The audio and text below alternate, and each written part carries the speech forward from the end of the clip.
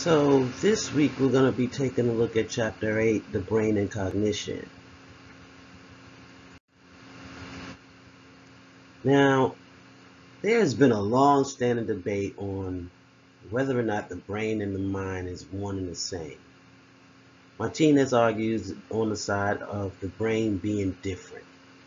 If we were to think about it, the mind is about mental processes, our thoughts, as well as our consciousness. And whereas the brain, it's about the circuitry, the physical aspects of the overall body. The question is then, do we learn because of our mind or because of our brain's ability to function through those neuronal structures? Can a brain survive without the mind or vice versa? So in this chapter, we're going to be looking at how that debate came to be, as well as the importance of understanding the mind-brain in terms of cognition. So Martinez discusses the mind and brain as two separate entities. That being, the mind can be considered as an abstraction. It powers how we act or behave. And then the brain is seen as purely a biological, that it just really happens to store everything that comes from our mind. So if we return back and look back in our earlier discussions when we were talking about information processing theory, it is safe to say that the brain is similar to that of hardware, and our mind is the software that would help it to function. With that being said, we process information in much the same way that a computer takes in information and follows the program to produce that output. Martinez sees that as an abstraction, and that it's related to the ultimate biological manifestation, but it really doesn't necessarily show one-on-one type of correspondence.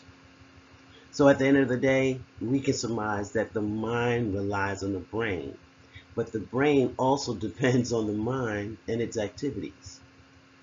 This is what we consider to be codependent as well as transactive.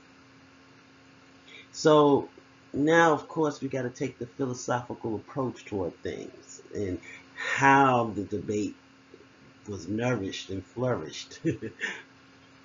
We start with monism. And monism can be seen as that metaphysical and theological viewpoints that all is one and with no fundamental divisions at all, and that it's joined by a set of rules that applies regarding all of nature. So as the universe is vast and at its deepest level of analysis, then it's merely one thing that is the foundation to all. So a philosophy of being then would assert that there's kind of only one kind of reality, that being the material world. And within that real world is simply material. It's that stance that most philosophers today will take in. Not those of yesteryear, but those of today. Now, of course, on the other side of the proverbial coin would be that of dualism. And here, the term dualism has a variety of uses, and it's been used throughout history in different ways. But generally speaking, it would be the idea that for some particular domain, there's going to be two fundamental kinds of categories or things of principle. In theology, then, for example, a dualist is someone who will believe that there's good versus evil, and there's a God as well as a devil. They'll see it as independent and more or less with equal forces within the world. Now, dualism then contrasts with monism, and that's because with this theory, it's only one of a fundamental kind. And because of that particular principle, it's rather going to be less common than things like pluralism, where now we're talking about a whole different area where it's more vast. But in philosophy of the mind, dualism is that theory that the mental and the physical, or the mind, we talk about the mind and the body, but here we're speaking about the mind and the brain, are going to be, in some sense, radically different types of beings, because common sense tells us that there's going to be physical bodies, and then there's also the intellectual things that help to produce more of one with the world. One would say that a materialist in monism, because understand there's a whole bunch of different type of monisms in terms of philosophical viewpoints, but in monism, in terms of mind and body, this is the default. So when we speak of dualism, we have to start to make assumptions that the reality of the physical world is going to be considered arguments for why the mind can't be treated as simply just part of the world, or part of the brain for that matter. So in the literature, there's a common philosophical assumption that simplicity is the theoretical asset here. And this presumption that simpler theories would be preferred seems to appear in many facets. It repeatedly stays toward the implicit, and it looks more primitive, looks at more of the primitive, self-evident type of propositions than other times when it's raised up to be a status of a principle, or labeled as like the principle of parsimony. However, I think the best example that we can look at would be Occam's or Occam's. There is two ways that it's being said in the universe. One way is how Martinez put it with Ockham, but if you did a little background research and looking more into Occam's, it's also seen as Occam. So Occam's razor, either way. And with this, simplicity principles is pretty much proposed in several different forms, from theologians, philosophers, scientists, spanning from ancient through the medieval times to our days now. And if we were to use Occam's razor, then guess what? Monism would be considered the winner, as it's deemed as parsimonious. And as we know, parsimony is that guiding kind of principle that suggests that we're all things being equal, we should be preferring the simplest explanations for any kind of phenomenons, or the simplest solutions to any type of problems. So looking at it in that aspect, monism will be the preferred construct. But we also know that the debate still continues. Now, the mind and body problem, according to Martinez, will be that connection between material and non-material realities. So the brain is material and the mind is non-material. This raises the question of, do these two function together? What links the two entities to each other? Answering these questions rationally has proven to be difficult, to say the least. The real distinction in mind and body will be based on completely diverse natures being the root of that famous mind and body problem. How can these two substances with completely different natures nonchalantly interact to give rise to our human being that's capable of having voluntary bodily motions as well as sensations? Well, Descartes suggested that the mind and body are bridged at the pineal gland. So his response to this was that the mind and body problem is twofold. First, he discussed how it's an explanation of the union between the mind, or you could think about soul philosophically, and the body. Secondly, Descartes claimed that it stems from a false presupposition that two substances with completely different natures cannot act on each other. Descartes proposed that the pineal gland was that bridge connecting the material and non-material worlds because it lies within the brain's midline, rather than appearing to be symmetrical. But when we speak about the pineal gland hypothesis, this has long been regarded as nonsense to some theorists. Descartes' weird solution was that the mind and body problem really didn't help in terms of philosophical dualism. Now, in terms of the reductionism or limitations thereof, we know that reductionism involves dissecting biological systems into their constituent parts, and it's been effective in being able to explain the chemical basis of numerous living processes. However, in terms of in terms of the brain and the mind, this approach did have some limitations.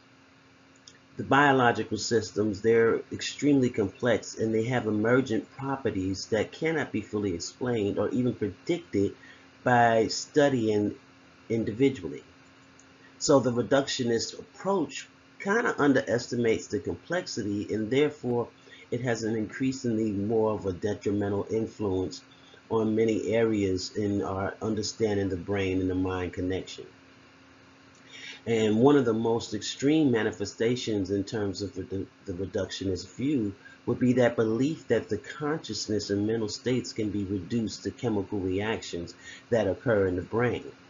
Now, the mind's activities, they may arise from biological processes that are fundamentally material, yet the mind may have certain emergent qualities that really can't be explained.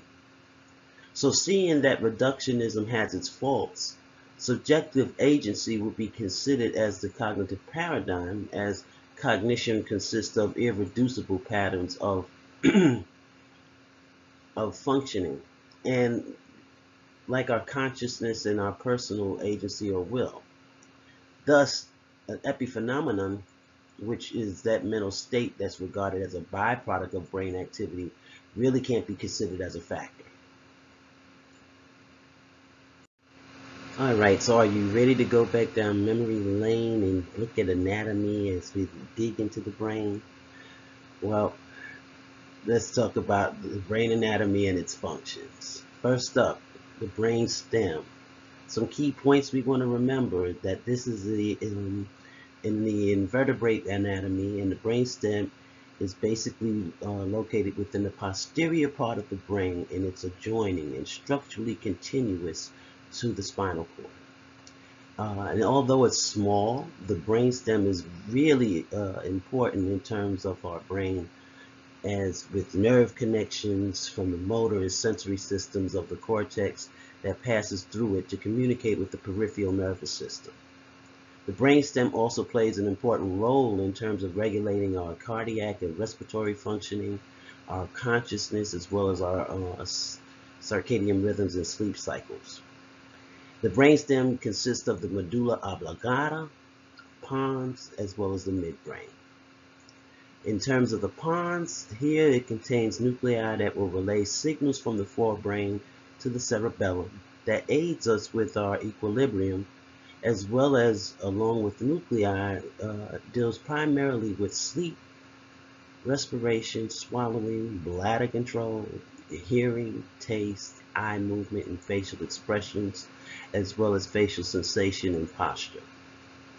The midbrain is going to be associated with our vision, hearing, motor control, sleep and wake cycles, our alertness, as well as temperature regulation. Then there's the medulla, and that's the lower half of the brainstem, and this is containing that cardiac, respiratory, or like if you have to vomit, that's where that generates from, as well as vasomotor centers, and regulates autonomic involuntary functions like our ability to breathe, our heart rate, and blood pressure. The cerebral cortex, this is located within the outermost layer of the brain, and it's responsible for our ability to think and processing information through the five senses. Now, the cerebral cortex undergoes a process of lateralization, or wrinkling of the cortex with the sucrose and gyrose, And that process is due to the vast amount of knowledge that our brain accumulates over a period of time. So each hemisphere has a set of 4 lobes. And these lobes are large areas in your brain that have a certain location and is associated with a set of different functions. And sometimes they do interact with one another. Your lobes include the frontal lobe, the parietal lobe, the temporal lobe, and the occipital lobe. And in your frontal lobes, now these are located right behind your forehead, and they're responsible for functions that are vital to our ability to perform daily activities. The frontal lobes are extensively connected with nerve pathways to other areas of your brain, so it's reinforcing their importance in a vast array of functions. I always call it the executor.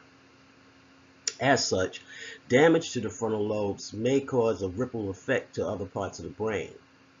So the frontal lobes, they're the last areas of your brain to actually mature, and in many cases they wouldn't fully develop until you're at least in your mid-30s. Now, the frontal lobes are important, especially for movement, and they play a role with higher functioning issues and facets of your brain. So these can include your voluntary movements, as well as would be on the opposite side of your body. There's sequencing complex and multi-step movements, like when you get dressed or when you're cooking and making a cup of tea. It deals with speech and language production within your dominant frontal lobe, and that's on the opposite from your dominant hand. Deals with attention and concentration, your working memory, and that's involved in that processing that's been recently acquired information that you receive. Has a lot to do with analytical abilities such as reasoning and judgment, organization and planning, your ability to problem solve. It regulates our emotions and moods. It includes being able to read the emotions of others, being able to see personality expression, motivation. It allows us to evaluate things like our reward systems, our pleasures, our happiness, our impulse control, or sometimes the lack thereof when there's some issues. Being able to control your social behaviors. What can happen if your frontal lobe is damaged is a big question. If we have traumatic brain injury in that region, then you've heard about the case of Phineas Gage, in which he was injured in an explosion that caused the railroad spike to pierce his frontal lobe, and that resultant injury basically caused a drastic change in Gage's personality as well as his behaviors. And so we've been able to learn that the frontal lobe is responsible for a lot of different types of functions.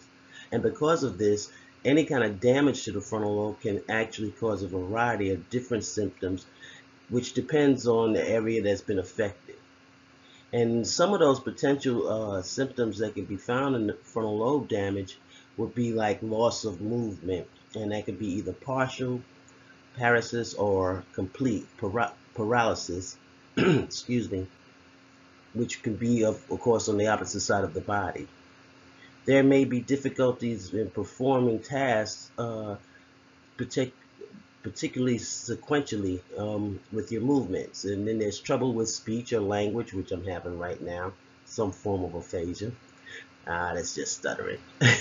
But you also might have problems with planning or organization, the way you think, how you set out rules, and other type of higher order functioning, such as reasoning and problem solving and your judgment. So there's a lot of different things in terms of what can happen: poor impulse control, lack of inhibitions, and things that we look at in what causes damage to the frontal lobe. There could be a variety of different factors that lead to such damage, like TBI, traumatic brain injury, stroke, infection that can affect your frontal lobe, tumors, multiple sclerosis, neurodegenerative diseases like Alzheimer's, Parkinson's, and Huntington's disease.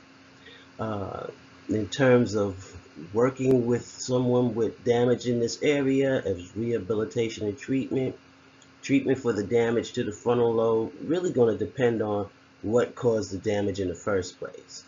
If you have frontal lobe damage, the treatment plan may include several types of healthcare professionals. You definitely have to probably have a multidisciplinary treatment team in working with you.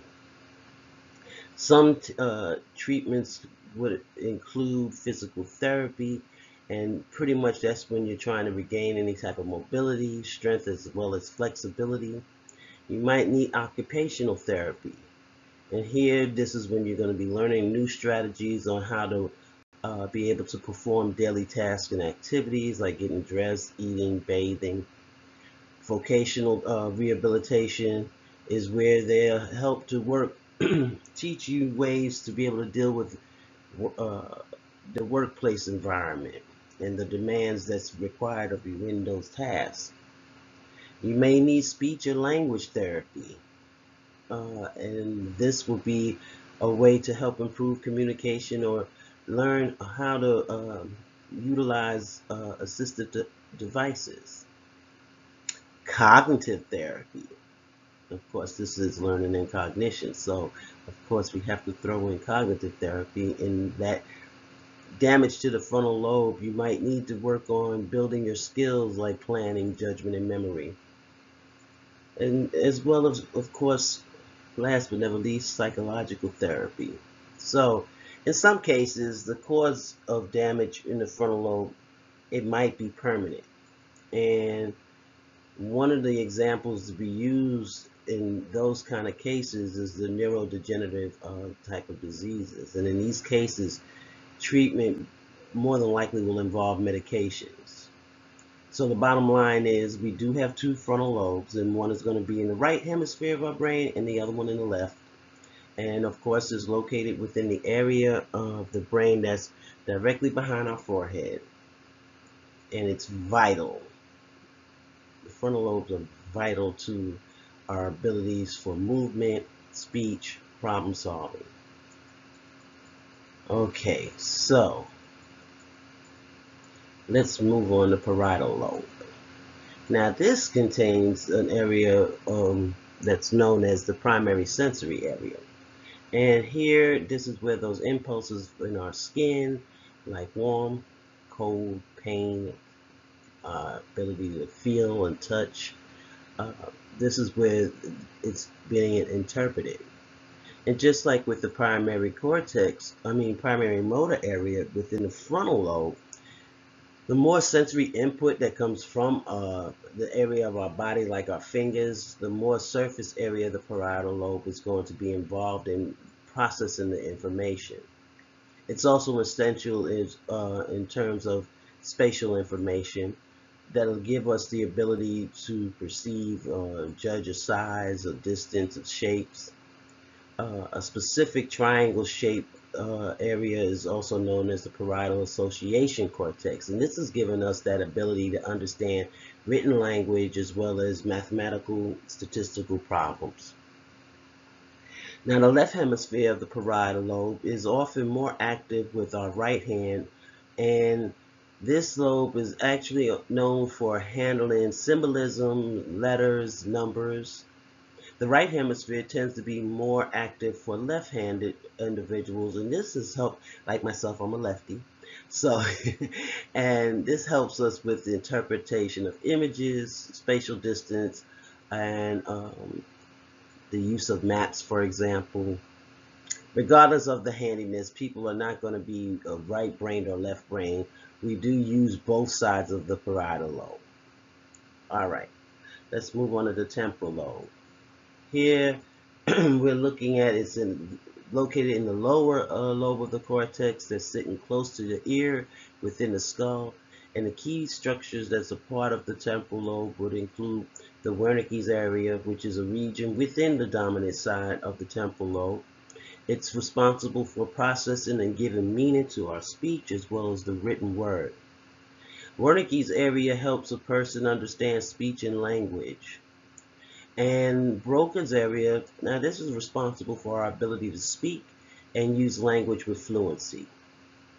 Then there's also the limbic system. Now this interacts with other areas of the brain, and it works directly with the temporal lobe to be able to influence the components of the limbic system.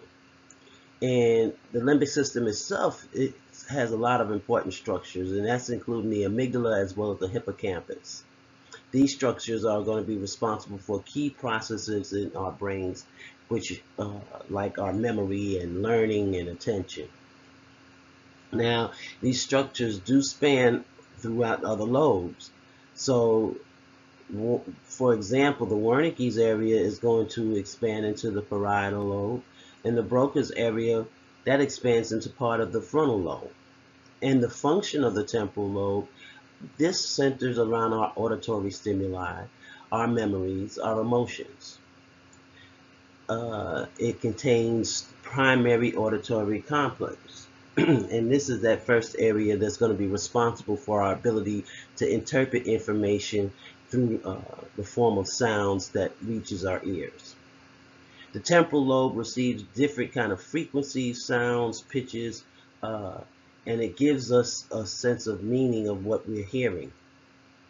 And in part of this process, the temporal lobe is also responsible for selective hearing. And we know with selective hearing, it helps us to filter out what's unnecessary so that we can focus on important sounds from the environment. Now, there's also a visual aspect to the temporal lobe. And what it does is it helps us to establish object recognition, including complex type of objects such as face recognition. Lastly, the temporal lobe do play a role within understanding and giving meaning to our language. This makes language distinguishable as well as comprehensible. Moving to the occipital lobe. Now, there's actually two occipital lobes. It's funny how we'll say lobe, but it's lobes for the most part. But again, it's on each side of the hemisphere. There's the central cerebral fissure that divides and separates the lobes. And the occipital lobes, they're located on the rear part of the upper brain, sitting behind the temporal and parietal lobes, and it's above the cerebellum that's separated by a membrane called the tentorium cerebelli. Now, the surface of the occipital lobe is a series of different folds and ridges, and you know that's the gyri, and depressions are the succuli. And because there's no ordered structure to the occipital lobe, researchers have and scientists have used the succuli and gyri to be able to identify the area of the lobe. Generally speaking, the occipital lobe do deal with aspects of our vision, which includes distance, depth perception, color determination, object recognition, movement, face recognition, memory information, and so forth.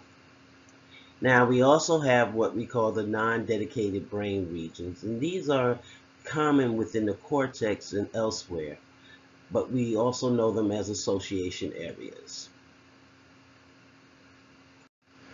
Brain function lateralization is evident in the phenomenon of right or left-handedness, but a person's preferred hand is not going to be clearly indicated based on the location of brain function.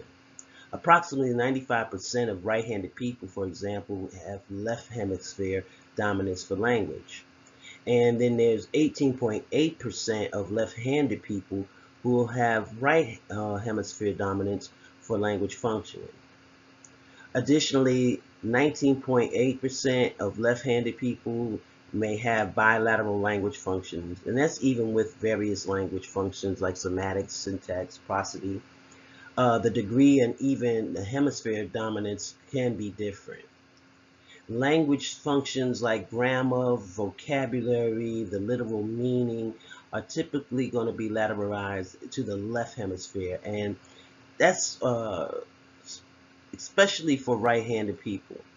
While language production in the left lateralized would be up to about 90% of right-handed subjects, it's going to be more bilateral for even right lateralized, and approximately 50% for left-handers.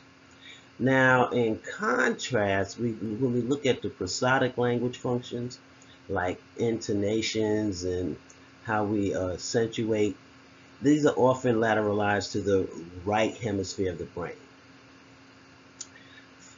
Other distinctions when we're talking about lateralization: the process of visual and auditory stimuli, the spatial manipulation, facial perceptions, as well as artistic ability are represented bilaterally, but it might show right hemisphere dominance. When we talk about numerical estimations, comparisons, and like online calculations, depends on that bilateral parietal regions.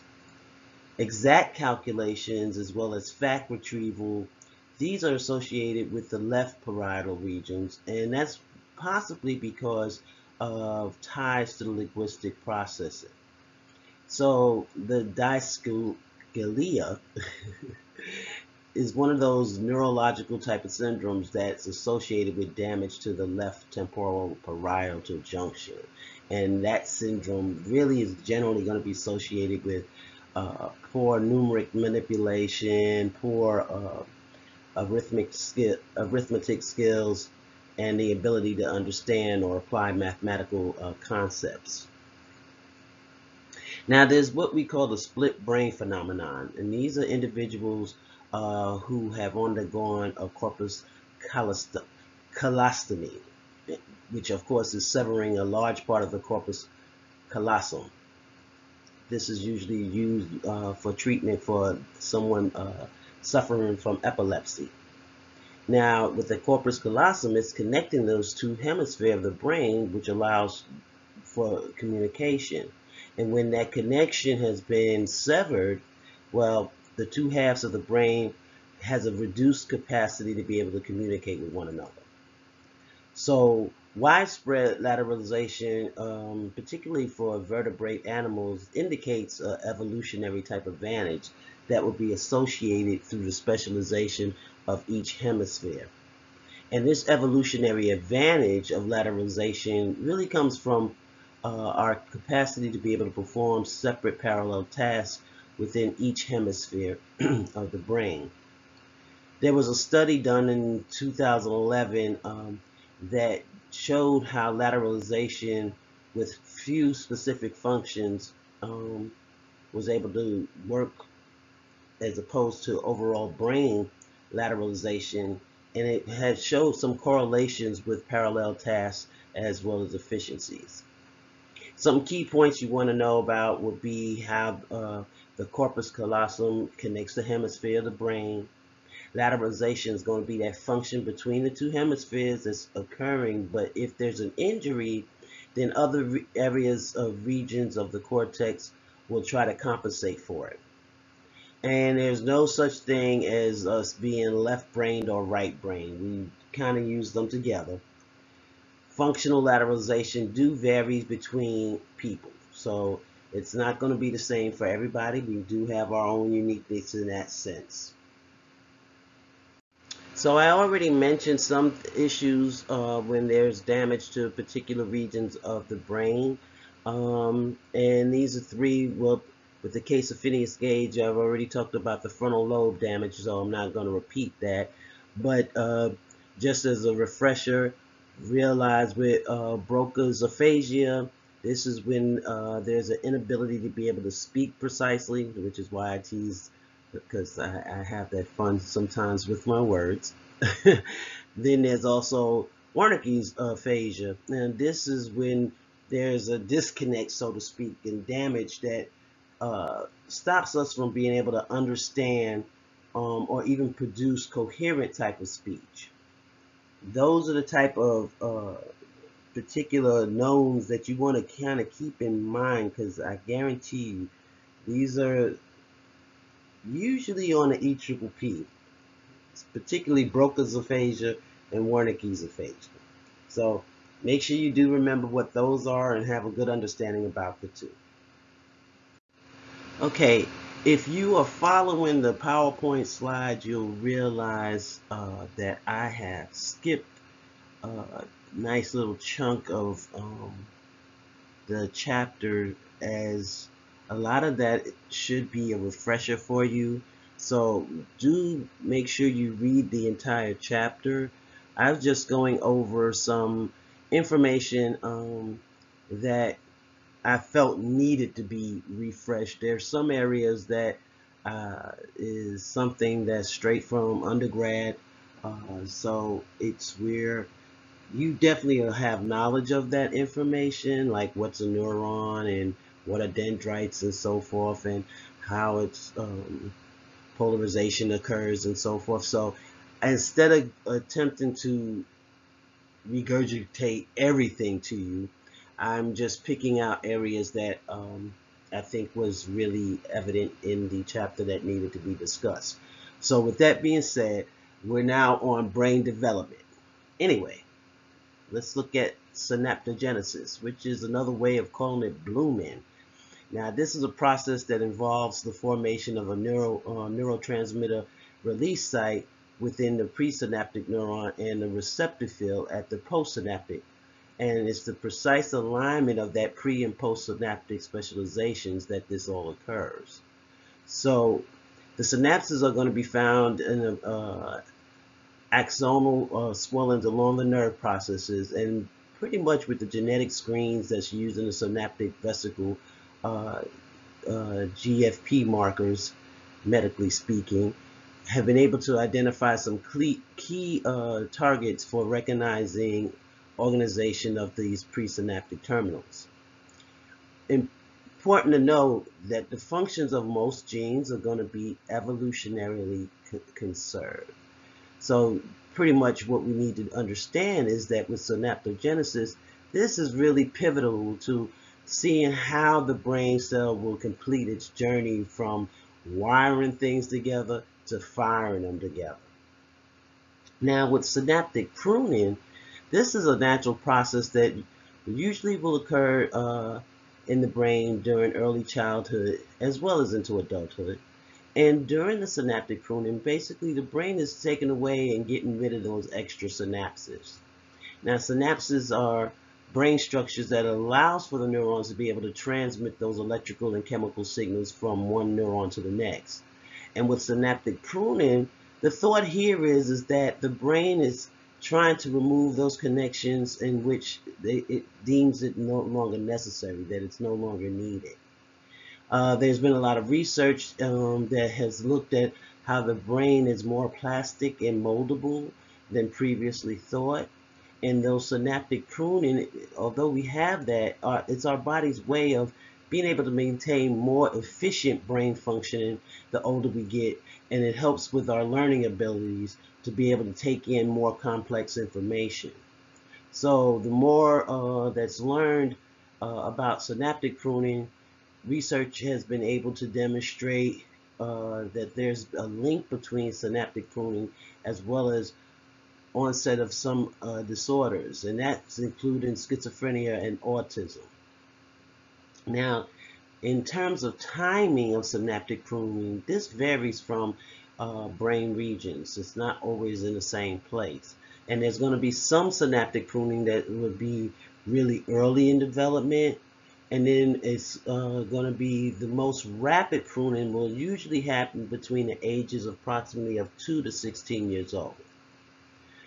So Martinez kind of have discussed the tenets of synaptic ballooning and pruning and seen it as two processes to help illustrate the brain structure's way of looking at both the biological as well as the experiential forces that has a lot of ties with nature versus nurture. And looking at these different characteristics, notice this direction of movement or change, which is another way of saying developing. And here it's more about looking at the role of nature and nurture as harmonious. So the role experienced during brain development really takes on these basic type of forms, and one being experience expectant. And this is typically going to be where there's an overproduction of the synapse, which is blooming, and pretty much will guide our selective elimination, which is the pruning. In contrast, he talked about how the experience-dependent development really results within brain changes that shows the formation of new synapses, and these are key in terms of our experiences as a human, being our ability to learn and take in new information. So, reviewing brain mechanisms in terms of learning. First thing we want to look at is the Engram by Carl Lassie, who coined that phrase to help explain what he discovered, in which this is a physical trace of a memory in the brain. Now, there's been many attempts to try to localize Engrams. The Engram has remained really elusive up until this point. Here we develop 4 defining criteria, though, for Engram identification, and it's applying this criteria to recent studies that would have attempted to observe, erase, or try to artificially express Engrams in rats. So our understanding of how the synapse, though, works and its influences, how it influences our ability to learn, actually was discovered by Grinnell in '76. Now, he did experimentation with rats, so you see we got a lot of animal testing going on. But what he did was he placed rats in 2 types of conditions. One was a standard laboratory condition, and having the rat live alone or in pairs within an empty cage, so to speak. And the second condition was a more complex or as well as stimulating type of environment that would help to encourage rats to go exploring and wanting to play and frolic. Meanwhile, in between time, the complex environment was changed daily. Now, what this did was it allowed rats to be able to explore a new sets of conditions on that daily basis. So the 2 groups that were tested, they were tested on different learning tasks. And the rats that was raised in a complex environment actually demonstrated learning faster as well as learning with fewer errors, which suggests that these rats were smarter because of the type of the environment they was raised in. And the smart rats also was able to show complex synaptic structures within the brains. Now, this allows approximately 20 to 25% of our synapses per neuron to be going toward the visual cortex. Now, in regards to learning, new synapses is equalized by that loss of those pre-existing synapses. And this is because synapses in our mind, in our brain, is relatively going through different stages throughout our lifespan. However, generalizing still, whenever we do learn something, our synapses are going to change. And that learning helps to change the synapses in 2 ways. The first one will be that temporary improvement in terms of communication between existing synapses. And this type of change is what we call short-term potentiation. It works by altering that release of the neurotransmitters or to the sensitivity to neurotransmitters within the synapse. The second one is more structural. It's a more structural type of change that's involved in a more durable strengthening process that helps existing synapses to formulate new synapses. And this is called the long-term potentiation. This type of learning helps in terms of synthesis because of the new proteins is increasing the number of strength in terms of synaptic connections between neurons. All right, so wrapping up this chapter, we've taken a look at the frontal lobe, the parietal lobe, the occipital lobe, as well as the temporal lobe. We talked about how the brain, in terms of flexibility and our ability to adapt and all the many different functions. And we've taken a look at brain development. One thing I didn't cover in this but I would like for you to make sure you do when you're doing the reading in the chapter is go over exercise and nutrition and see the importance of how it helps not only keep you feeling good, but how it helps with the learning process, because it helps in terms of our neuronal activities. On that note, thank you for listening. Have a great week.